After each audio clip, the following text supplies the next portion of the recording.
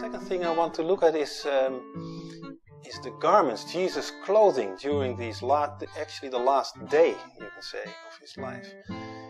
Who pays attention to what Jesus was wearing? No one. But it's here.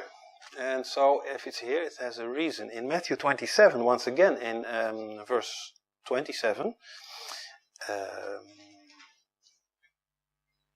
that is when Jesus is before Pilate, and that, of course, we know now it was early in the morning. The soldiers of the governor, that's Pilate, took Jesus into the common hall and gathered unto him the whole band of soldiers. And they stripped him and put on him a scarlet robe. And when they had plaited a crown of thorns, they put it upon his head, and a reed in his right hand, and they bowed the knee before him, and mocked him, saying, Hail, King of the Jews! And they spit on him, and took the reed, and smote him on the head. So they are mocking Jesus. They are dressing him up as a king, actually, with his purple robe and a crown. And they bow down before him in a mocking way. Now in the Gospel of Luke, we find something else. In Luke 23, verse 7.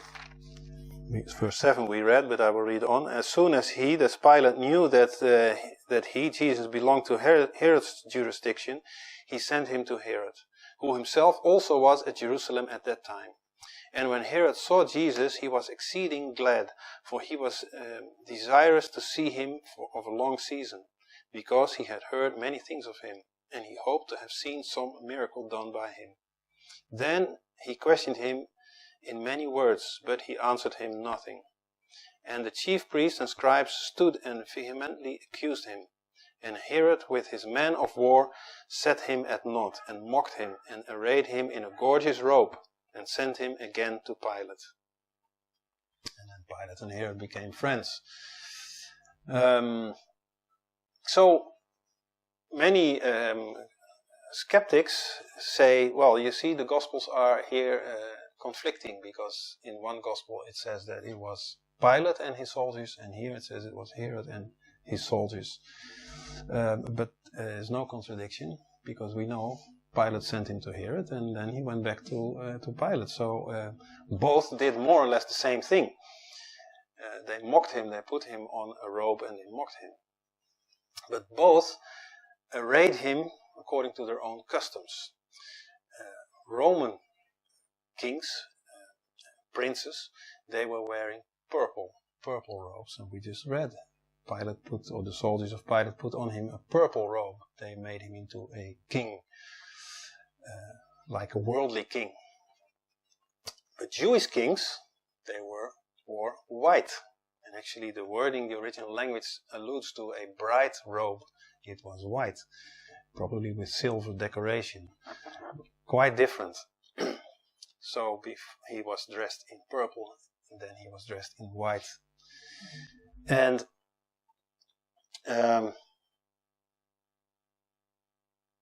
after that, they were giving him back his own clothes. That is in Matthew 27, verse 31. You see, after that they mocked him, they took the robe off him and put on his own raiment on him and led him away to crucify him. So when he went to the cross, he had his own clothes back. And of course we read both in the Gospels as well as in Psalm 22 that then the Roman soldiers were throwing lots over his clothes. That was his own clothing. So he had actually three types of clothing. His own, the purple robe that the Romans gave him, and the white robe that the Jewish, that Herod gave him. Both Pilate and Herod were conspiring against Jesus. It says in Acts 4, verse 27, For of a truth against thy holy child Jesus, whom thou hast anointed, both Herod and Pontius Pilate, with the Gentiles and the people of Israel, were gathered together. All of them were mocking and accusing Jesus. They were not treating him as a criminal, as you can see, because there were actually no criminal charges. They were just mocking him as someone who was just worth nothing. And this is what Isaiah also prophesied in chapter 53 of Isaiah. So the coat that they gave him back, his own clothes, there was also something special with that. That is in John chapter 19, verse 23. And again, all these details are in Scripture because they are meaningful. And John 19, verse 23 says, Then the soldiers, when they had crucified Jesus, took his garments and made 4 parts, to every soldier a part, and also his coat.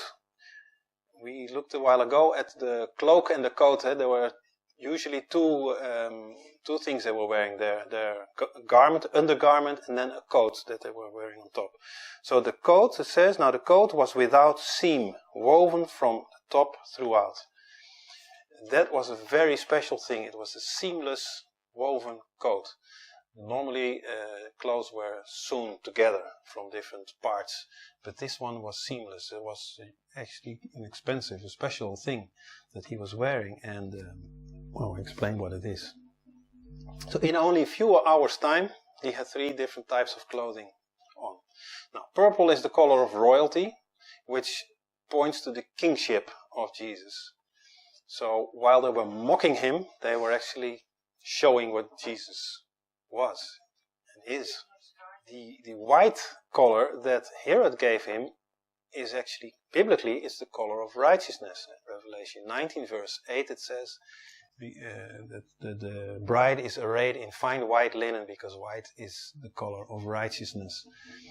These are the white robes that the saints are wearing, and we read it throughout the book of Revelation actually. So there he is the righteous, the unblemished lamb. That is what this robe is telling. So he is the king, he is the sacrificial lamb, and his own coat, which was seamless coats were actually, or garments, were only worn by priests, actually by the high priest. He had a seamless coat.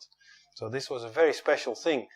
And that is also why the soldiers did not tear it apart, because it was way too expensive. Caiaphas did, exactly. Very good. When Jesus was before Caiaphas, and Caiaphas was accusing Jesus of blasphemy, something he did himself, he rent his own garment. And the Torah says that if a priest